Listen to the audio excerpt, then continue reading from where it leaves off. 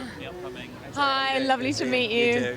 So, Three Billboards is such a complete film, from the screenwriting to your direction to these performances. Thank you. How did you go about keeping all these big characters and actors in perfect balance?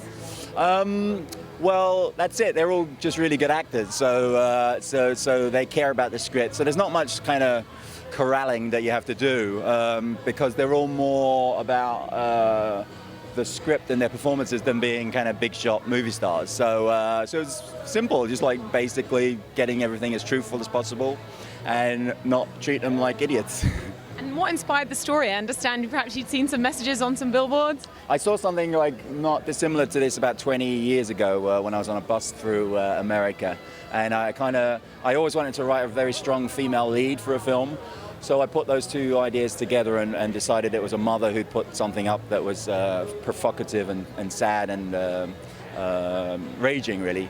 And once I had that idea, that part, the Frances' part, just kind of wrote itself almost. And did you have her specifically in mind for the role? Yeah, I wrote it all for Frances, yeah. And what was it like working with her? Such an incredible actress. Great. I mean, I saw Blood Simple when I was about 14 or so, and I loved her in everything she did since then, and especially Fargo, but even the smaller parts that she's done. So, you can write something and never know if the person's going to love it or hate it, or if you're going to get along.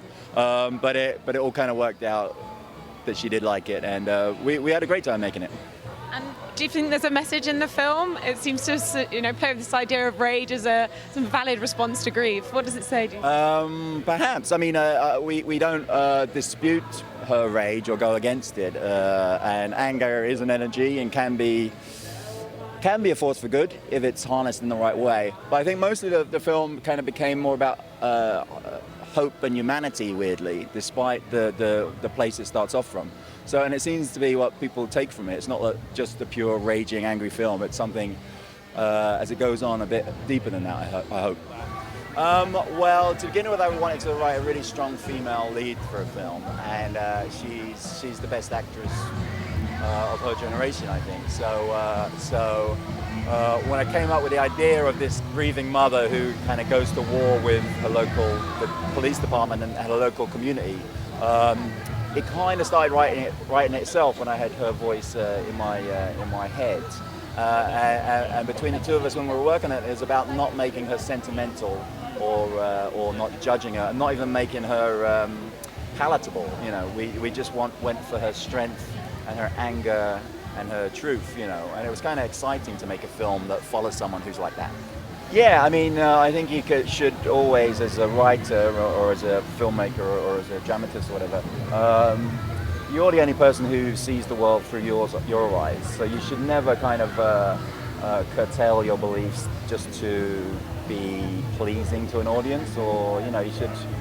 There aren't enough people who express their opinions about the world in artistic forms, So yeah, all of the things that are touched on in the film are my concerns, but it was about talking about them with as much humanity and decency and hope as one can muster.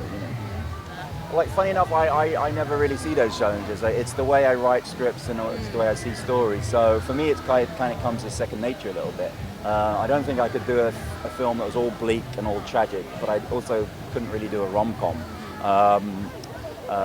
So this is kind of the natural way I see stories and see the world, and it seems to be working with audiences so far. Yeah, well, Woody and Sam I'd worked with before, and Sam a couple of times because I did a play with Sam too. You needed people on that side of the war, if you will, to be people you kind of cared about just as much. Certainly in Woody's case, you should care about him so much. In fact, the war is kind of about two people who are in the right, and that's why things escalate so quickly.